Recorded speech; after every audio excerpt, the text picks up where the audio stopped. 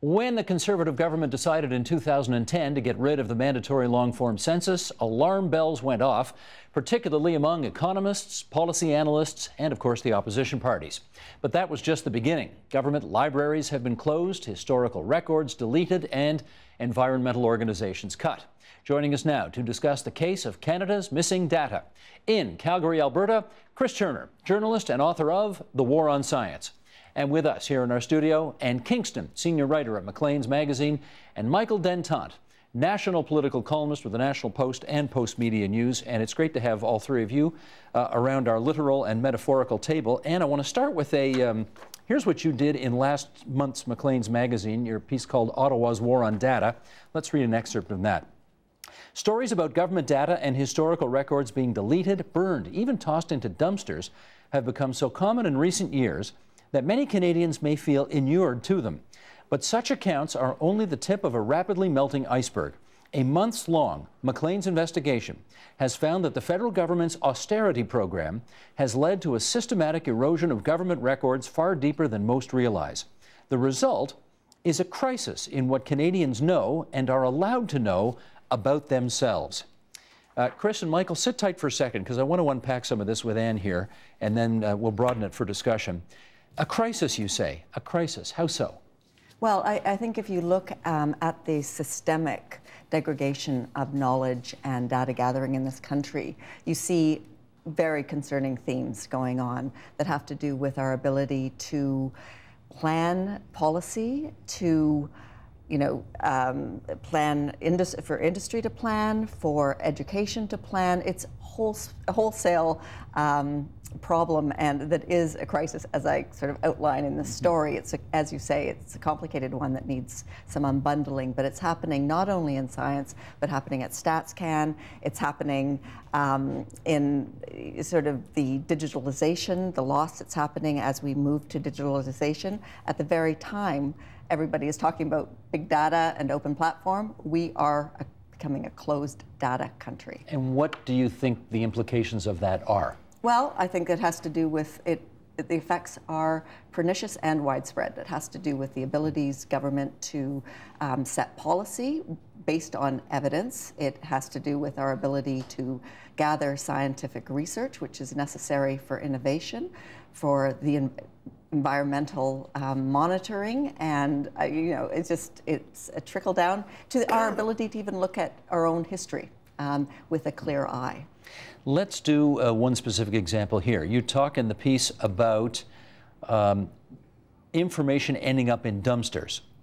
But if they're digitizing that information so that the record is therefore permanent and theoretically online and available, what's the big deal about throwing out the old stuff? Okay, there's a number of issues at the heart of this problem. First of all, you're assuming that everything is being digitalized, which it is not. I mean, one of the things I address is the fact that the government has centralized our websites into one portal, and in the process about 60% of information has been lost. Where it's gone, no one is quite sure. So that is a big problem. We do not have a program for digitalization, nor do we have any records of what's been lost and what's been kept, which means that the government can update websites capriciously. We don't know if, and we have examples I write about a certain language being changed without any foreknowledge. So we don't know what's being kept, what's being lost. We cannot keep track of it. And the idea that these documents are valuable in and of themselves,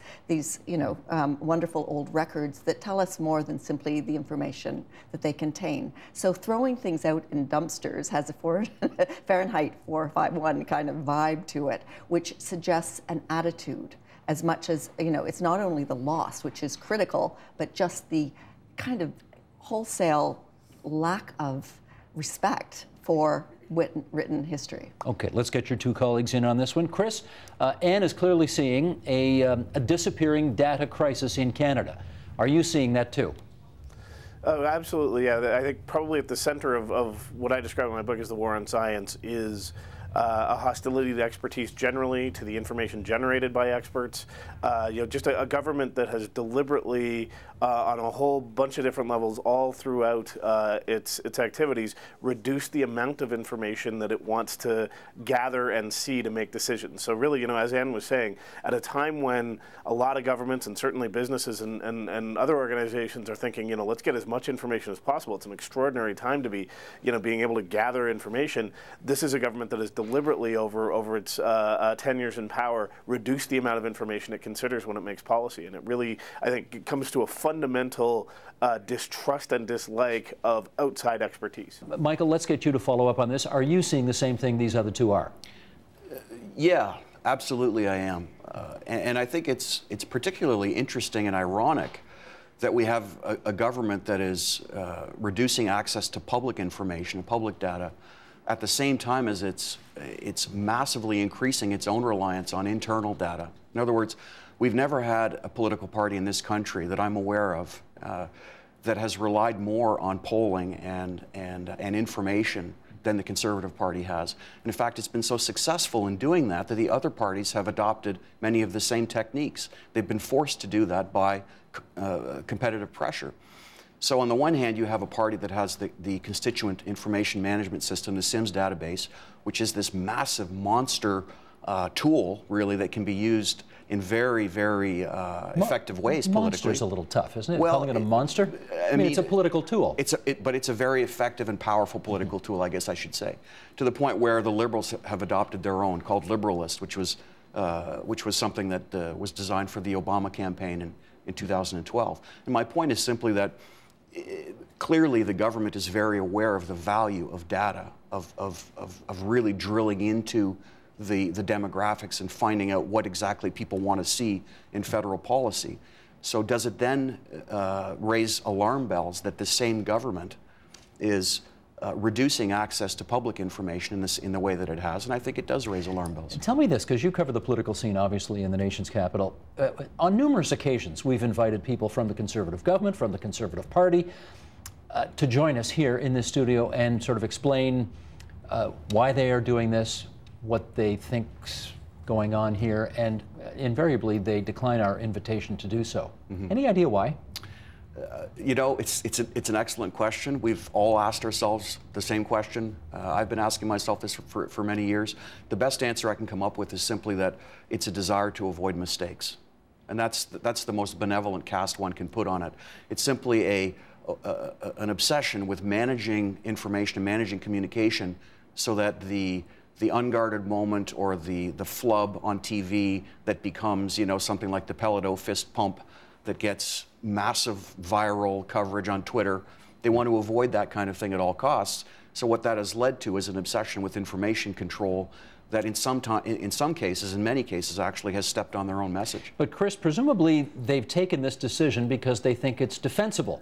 So why don't they want to defend it?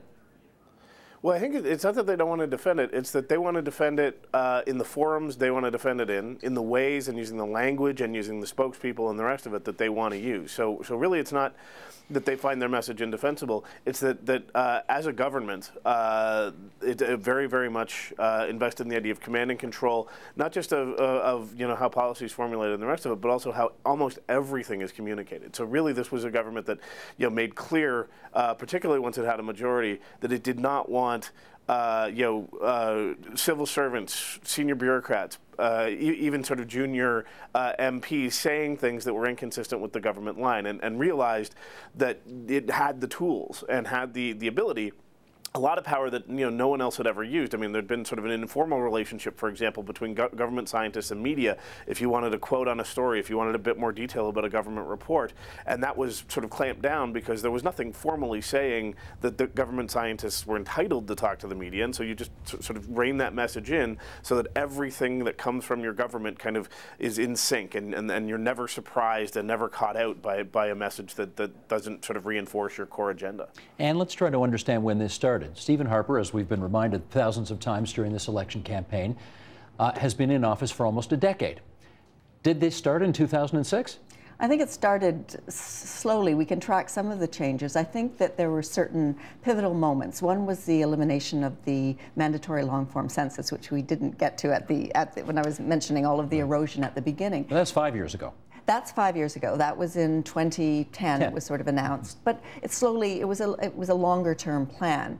And then we saw, with the election of a majority government in 2011, we saw a lot of just sort of a rampage through StatsCan. We saw the loss of longitudinal studies. Rampage? You're happy with that word? Well, I shouldn't say. It was a systemic elimination that was, I think that there was a barrage. If you actually look at the number of things that took place, there were a lot of cuts. That's when the austerity program really kicked into place. You saw huge changes at Libraries Archives Canada. StatsCan was heavily hit to the point that we have decades of data that scientists and economists can't access when they're looking for information about the environment or for, let's say, the oil price. Trying to figure out what's going on with the oil price? Hard to do. We cannot find that data. So that I think that we saw, it doesn't begin strictly in 2006, but the government has been consistent, as we've talked about, sort of controlling a narrative that, you know, isn't marred by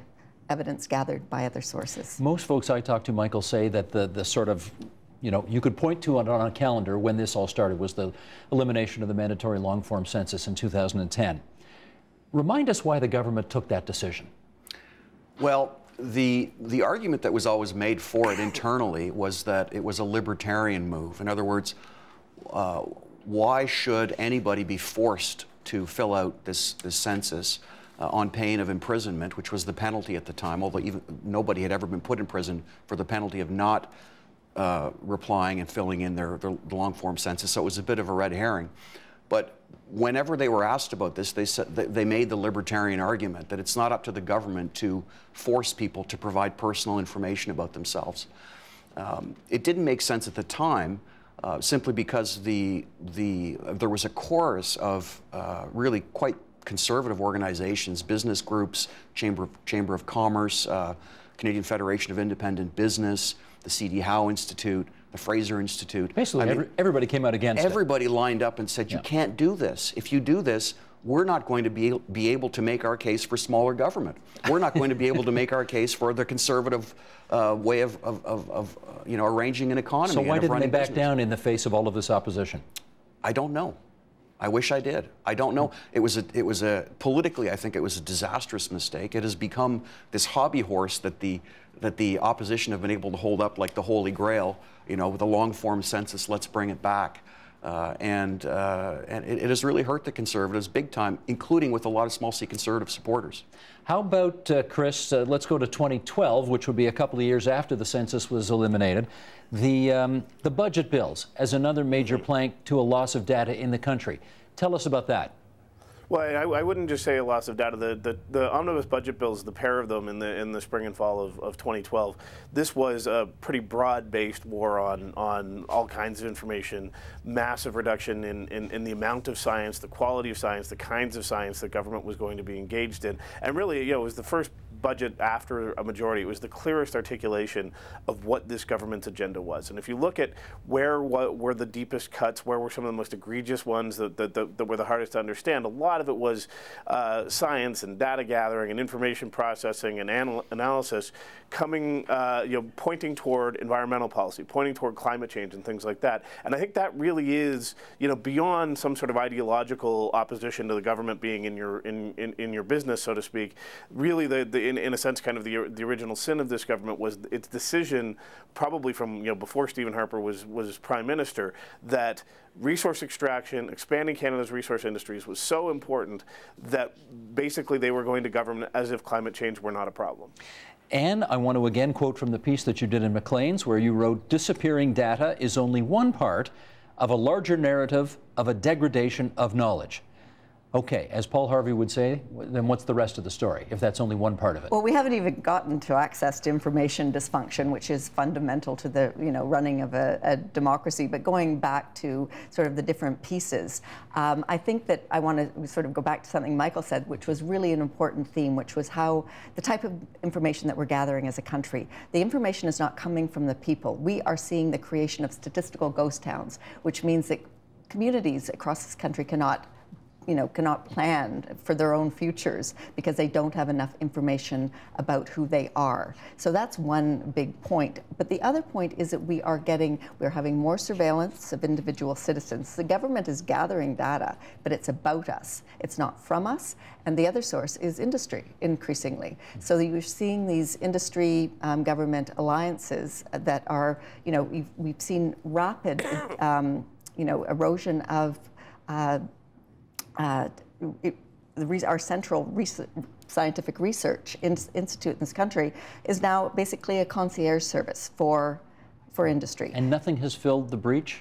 Maybe StatsCan has left this area. No other organization has moved in to fill this area? No, because this is all funded by government. So you see, we're not seeing pure science being created in this country. We're seeing industry alliances. And the problem with not having pure science created is the fact that this is the foundation for technological innovation that actually affects our quality of life.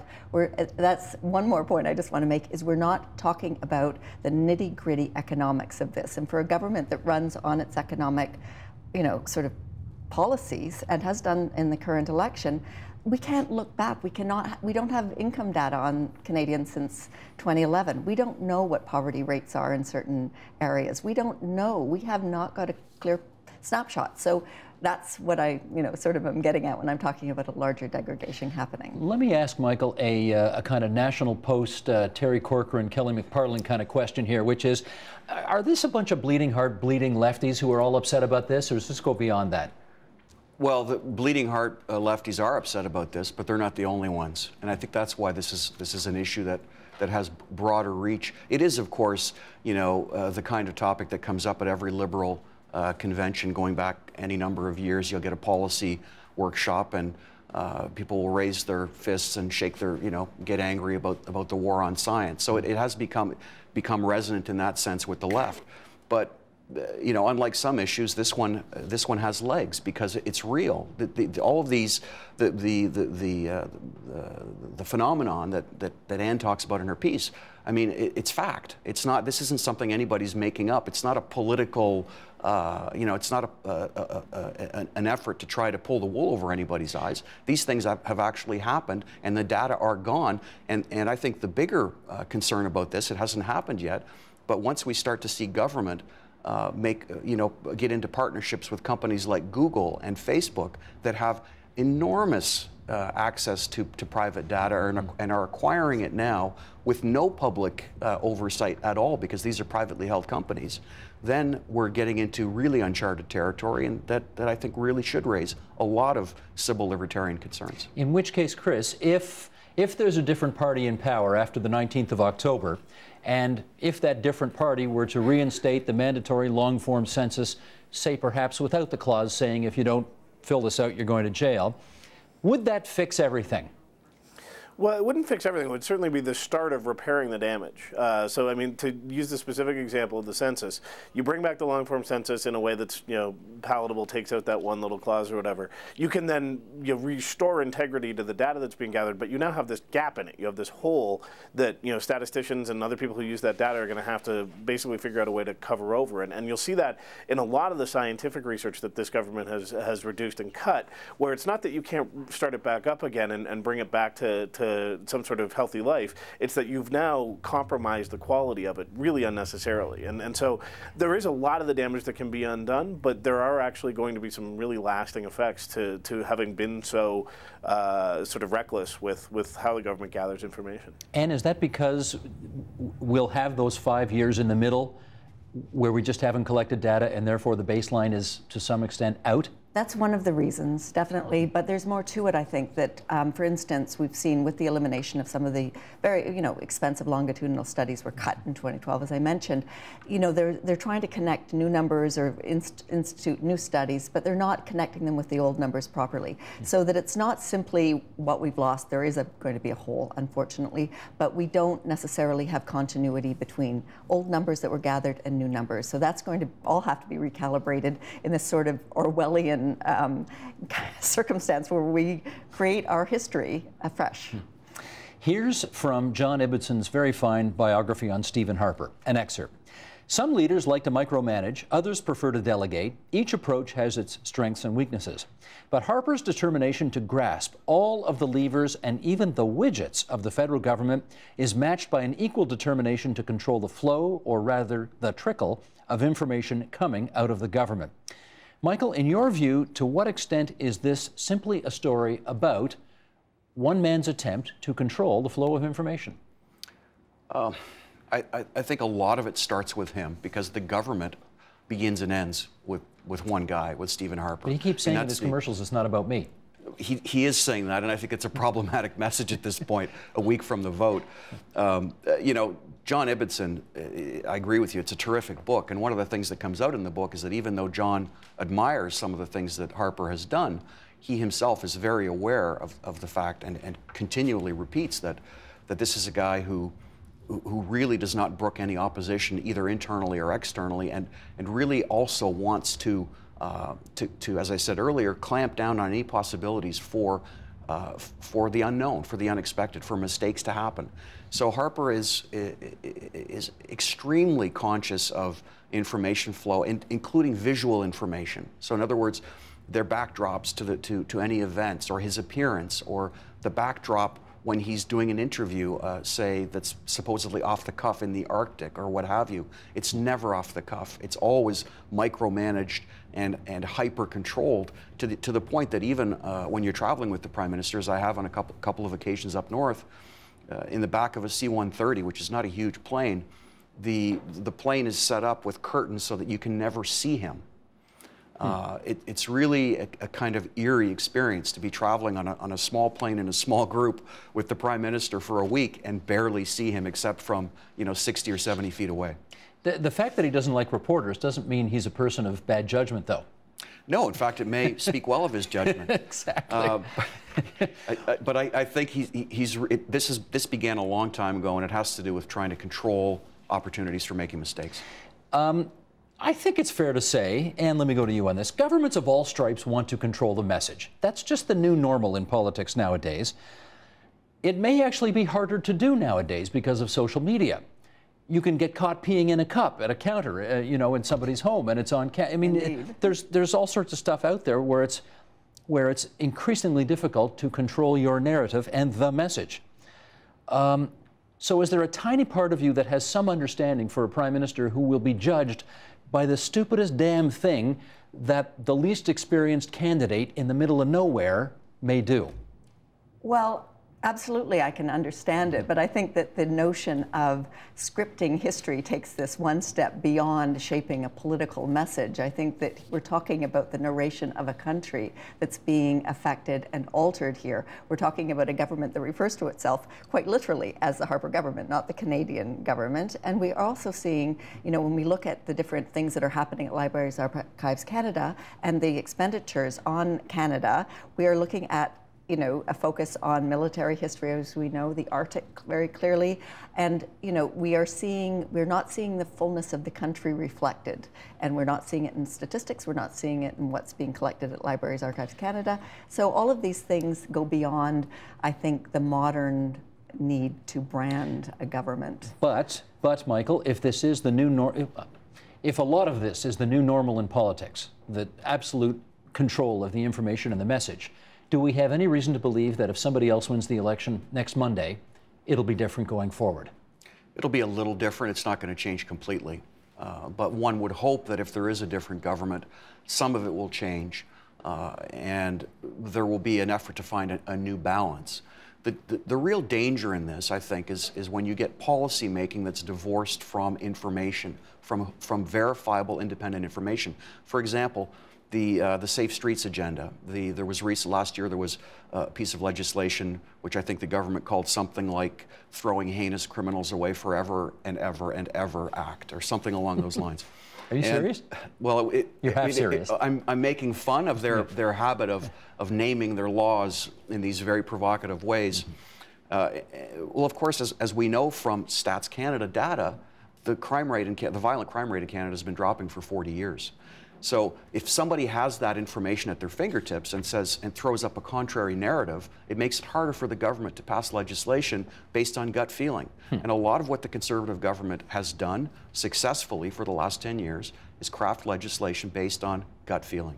So, okay, Chris, how much of this in your view then is based on message control, the need to control the narrative, the need to make sure that you're not derailed by some dumb eruption from some candidate somewhere on social media at some point 10 years ago?